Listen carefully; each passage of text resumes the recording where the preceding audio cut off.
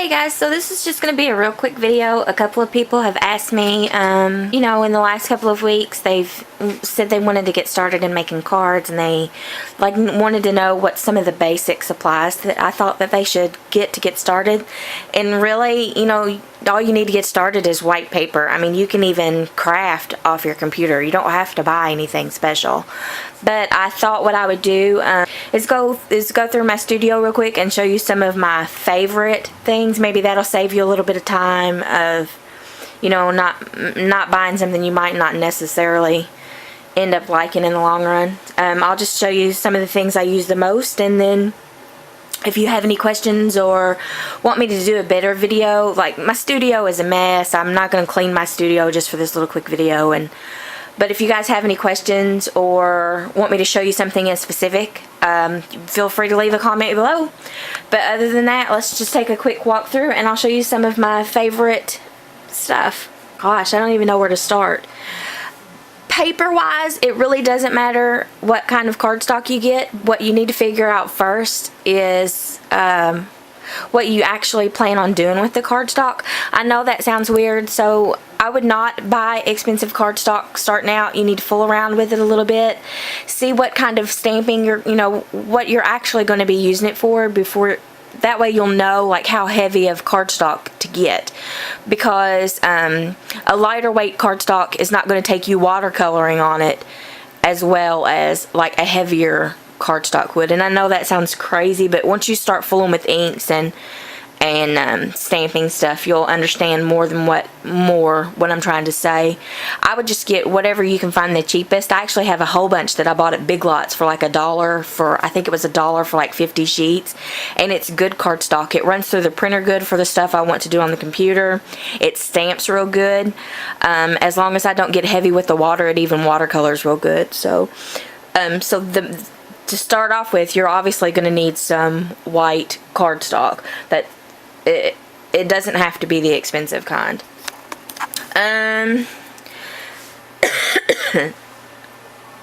Things I love, embellishments like these, which I love the remarks. They're actually layered. I don't know if you can see that on the camera. These things are fun, but they're expensive, so they're not necessary. You can print little stuff out like this yourself, cut it out, and then use the little 3M foam squares and make these yourself for way cheaper than what the pre-made cost. Granted, the pre-made are way cute and quick. You know, I guess in this case you pay for time saving. I like rub-ons, but in truth, you know, I don't really, even though I have bought a bunch, I don't really use them that much. So save your money on rub-ons.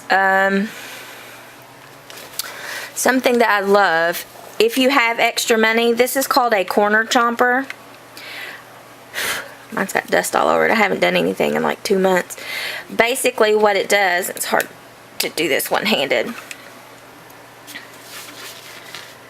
You slip a piece of paper in it like so, like your cardstock, and then when you squeeze, it's going to round your corner for you. I can't do it one-handed, guys.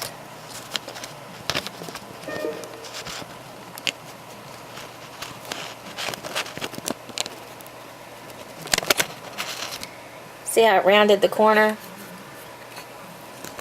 This is probably one of my favorite tools. I use it all the time. I know in a lot of other videos you're going to see people talking about the crocodile. In truth, I paid like $20 or $30 for it. I think I've used it once. I would not buy a crocodile unless you plan on using a whole lot of eyelets. I just think it's a waste of money.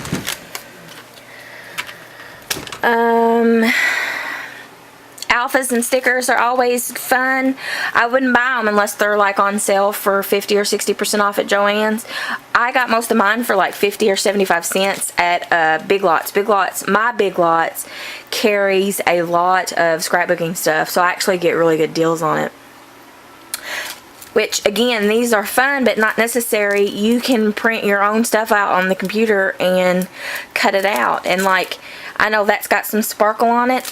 You know, you can add sparkle to it yourself. My favorite way to add just a little bit of sparkle to stuff, these pens are the Stardust from, is it Sakura? I think it's Sakura. Stardust Jelly Rolls. They come in colors. You can get the colored ones, but my favorite ones are the clear ones. As you can see, I have a bunch of them, because that way it doesn't matter what color you print out or what color you stamp in, you can go over it with clear and you're going to give it just a little bit of sparkle, and I think that's awesome. Let's see. For adhesive, you're going to want to get a good adhesive. I'm going to show you what I recommend the most is the Tombow Mono adhesive. This is permanent, and I actually like it so much that I buy it. Can you see that? I buy it by the box, so that tells you how much I like it. But it's not expensive. Go to penwa.com. It's penwa.com, and you can get boxes of it for cheaper than what a business can get it for wholesale from that website. So I don't know how they do the prices that they do, but they do it way cheap. So that's the snail, and then you'll also want to pick up some kind of clear glue for the heavier things, like holding down buttons and such. I use the Tombow Aqua. This dries completely clear. And I also have the Multi, which is a white glue that's supposed to dry clear. I don't think I've ever used it, but I did buy it because of how much I like the Aqua. So those are the liquid glues that I use. I've bought tons and tons of other brands. That brand is what I always come back to. If you're going to be inking up stuff, I would invest in a tool. This is from Tim Holtz. That you buy the tool, and you can also get the replacements, which come in either foam or felt. That is the best for like going around the edge, and like, see how that's like dirty around the outside edge? Love that tool for that. And it works with, you can use it with any kind of ink. I've used it with Stampin' Up, with Distress, with Color Box. It works with just about everything. So what else? I would pick up a bone folder. You can get them for real cheap just about anywhere that sells like crafting supplies. I would not pay like $15 for a name brand one like I did. You can get one for like $1 or $2. You don't even really have to have a bone folder. If you have anything that has an edge on it that's not sharp, see how that's like tapered off so it won't tear the cardstock. Anything that you can use as a straight edge like that won't tear up your cardstock will work. You will want to get a good pair of scissors. These are actually the rubber cutters from Stampin' Up. These scissors are made to cut the stamps out of the rubber, to shape them or whatever. They work good on everything, and I know they're rubber stamps, but I use them for everything. So you'll want to get at least one good pair of scissors. Everybody likes white ink on their products or projects. I have tried tons of brands. Like there's one right there that's crap. I've not found any pens that I like. A lot of sites say to use this Sigma broad white gel ink, and that's all fine and good, but they don't sell that here in my area. I've been to Walmart, Staples. When we go to Evansville to the craft stores, they don't have them at Joann's or at Michael's. So I don't know where you can get one other than online, and I'm just not going to pay $7 shipping for a $1 ink pen. So I've not used that. I don't know if it's good or not. Most of the other crafting videos that I watch use the Sigma broad. I've never used it. I can't tell you if it's good or not. What I have started using though is the Whiteout by Bic. You do have to shake it really well, and you also need to, like, before you actually put it on your craft project to get the white on there, I would do it on some paper a little bit, because sometimes it's almost like the alcohol that's in here separates from the white stuff, And if you don't run a little tester out, you're going to get some alcohol bleed on your project, which it doesn't show up on a lighter color, but like if you're trying to do white writing on black cardstock, that wetness, you'll still be able to see it even after it dries. So I would, if you pick this up, these are only like $1 at Walmart.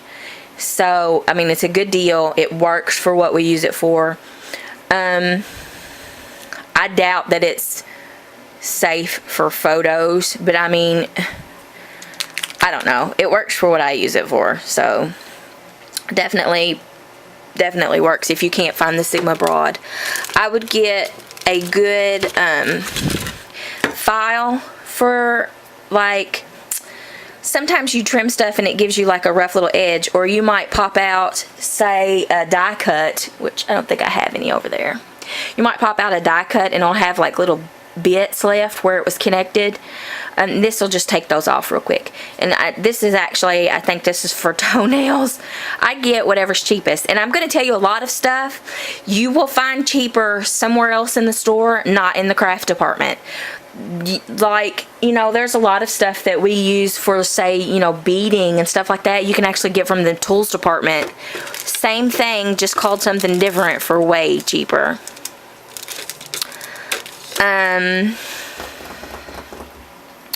What else do I love? Get you some dimensionals. These are foam dimensionals from Stampin' Up.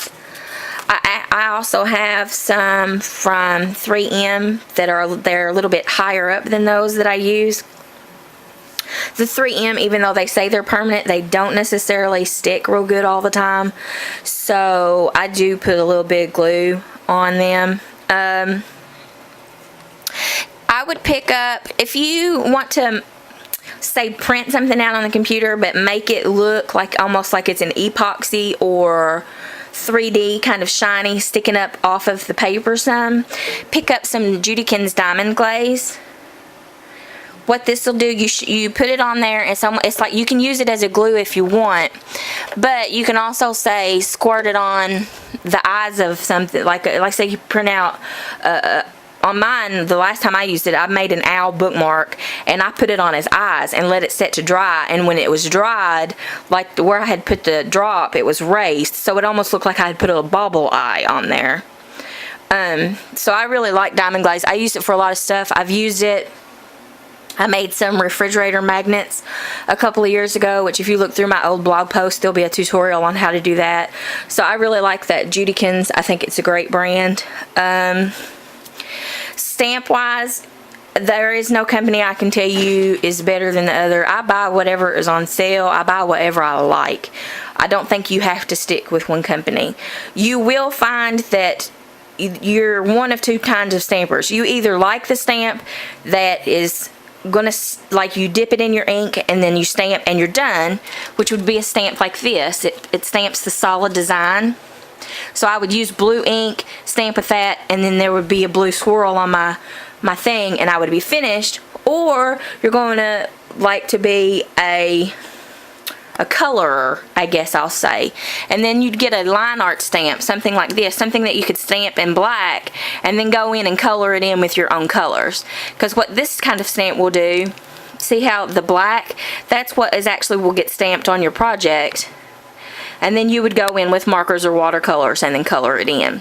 This is my favorite kind of stamp. It takes longer, but I love it.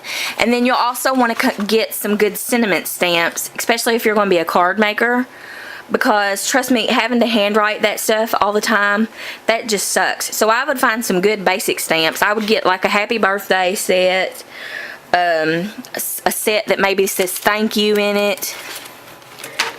Me and my stupid Sharpies. I won a prize pack from Sharpie last year's why I have all that. I'm not really addicted to the Sharpie, I swear I'm not, but I do love them. See, that's called a sentiment stamp. Oh, yeah, I ain't gonna rotate.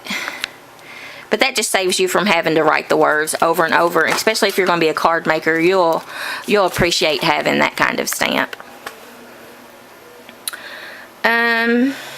What else? I don't know what else to show you. You'll want to get some kind of heat tool, which mine I got it from Stampin' Up. You can get like a $9 one at Joann's. It works just the same. I know it looks like a hairdryer, but it gets a lot hotter than a hairdryer. A hairdryer is not going to do what you need it to do. The embossing is like where you see a card and then, I don't know if I have anything over here. Where the lettering on the wording almost looks like it's raised plastic or something, that's embossed. And then what that person did is used an embossing ink, which that's an embossing ink, and then a powder, and then you hit it with your heat tool and that melts the powder, and then that gives you that raised plastic or raised shiny look. I would not go out and buy tons and tons of colors of embossing powder. That's crazy. Get you a tool. You can get the tool for like $9. Get you an embossing ink, and then I would get a black and a white and probably a clear to start out with, or even just a clear to start out with, because you might not even like how embossing looks on your projects. But you can get, like, this is UTE. This is probably my favorite brand. It's the thick, it gives you like the thickest coating, I guess I should say. And it also, you want to make sure you're getting a good brand of the embossing ink. I'm having a brain fart. I can't think of what brand. There's one brand that I really like over all the other ones, and I can't think what it is right now. But this is clear. I would get a clear. That's Zing Clear. I would get a clear, a black. I would get a good black, which I have Stampin' Up as the one I usually use. I would get a good black. I would get a good white. I mean, starting out, just get clear. Don't go crazy and get all this other stuff. And then if you like how that looks, I would go ahead and get a white powder and a black powder, because that's pretty much going to cover every project. And then what you've got is, if you've got your clear, you can ink in whatever color and then emboss that, and it's going to be clear over that. So you really don't need colors and everything else. And then, like, toward the holidays, you're probably going to want a metallic, something pretty. I also have silver and gold. But if you didn't want to go that route with embossing, you can get this ink, and I love this ink. It just takes forever to dry. This is Encore, and it's a silver metallic. I like the silver, and then I like that champagne, but when it dries, it looks like a shiny gold. Love that brand.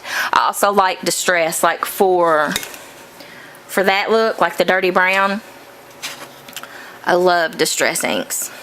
So, but you don't have to have a name brand ink. Like, you know, you might prefer working off your computer instead of stamping and making a mess. So don't spend a lot of money on inks. I would get 1 or 2 colors and a couple of different brands and see what you like.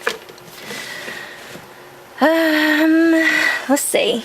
For ribbon, do not buy the expensive stuff at Joann's. That is insane. Go to Walmart. Walmart sells ribbon. I think when I got mine, they were like 60 cents a spool. I think they're like 90 cents a spool now.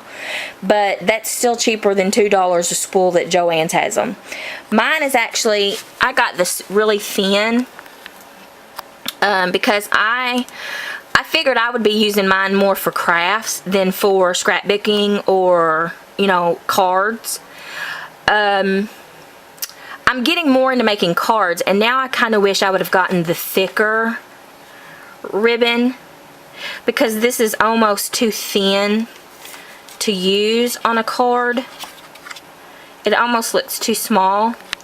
So I don't know. I mean, I guess you could get a couple of different sizes and see what you like. But because it was so cheap when I got mine, I just went ahead and I went crazy and got one of every color.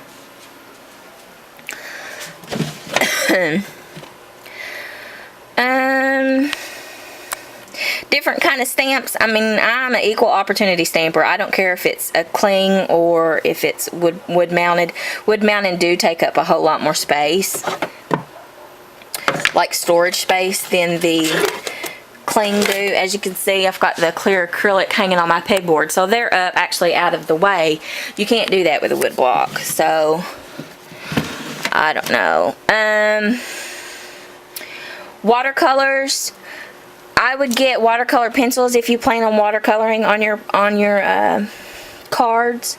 I would not try to do it with regular watercolors. You just can't control the water flow off of a paintbrush like you can on a watercolor pencil. Get watercolor pencils and get you an aqua pen, which I don't have down here right now. I've been letting Harmony use it. What else do I think you should look into getting? You'll probably eventually want to get a glue gun. Don't pay $20 for one at Joann's. Get one at Big Lots for $2. There's the 3M foam things. I have a bunch of those. I would invest in a set like this. This is kind of like a crafter starter kit. It pretty much has in everything you're going to need to get started. It has a knife, it has an eyelet setter, it has hole punchers, and a little metal edged ruler. These are good even if you're not using it as a ruler. You can hold your paper beside it and tear and then like grunge up the edge of your paper. I would definitely get a metal ruler or some kind of metal edge. This was actually sent to me as a gift, and it's probably one of my favorite things. If I hadn't had this when I got started, I don't know that I would still be crafting, because it got me through a lot of projects. Oh, what else is down in here? I don't see anything that's down in here that, like, I think you should just absolutely run out and buy. Well, these are expensive. I don't know if you should get them or not. I love the Perfect Pearls. What this is a shiny powder. What you do with it, or what I do with it, is mix it with water. And you can put a little bit of ink in there too if you want it colored. And spray it on your paper. And what that will do is give you a shimmer on your paper. And these little things last forever. I've had these for like 2 or 3 years now, and as you can see, they all look full. I mean, I use them on almost every single thing I do because I love the look of shimmery paper, but I don't want to pay $3 a sheet, so I make my own. I'm cheapskate, but I mean that's not a necessity. You don't have to have that to get started, but this is a product that I love, and you can get those little mini misters for like I think 90 cents or something like that. They're not high.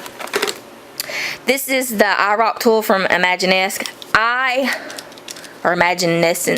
I love this thing. What this does is it gets hot, and then there these little gems. See the little gemstones? They have glue on the back of them. So you put those on your project and then heat it with the tool. The tool sets, see how that's curved? It sets down on the top of them, and like they heat up and it melts the glue, so you're putting gems on your projects. Or you can get, these look like, you know, little brads, but they've actually got glue on the back. They don't go through the project, which I used. See the gems on there? Isn't that cute? So that's a definite. I would pick that up if you think you're going to be liking to bling your stuff. It's not anything that you have to have, but it's one of the things that I've bought that I've not regretted buying. I would probably, especially if you're going to be a card maker, invest in some good punches. I would at least get a couple of sizes of circles, because cutting out circles sucks.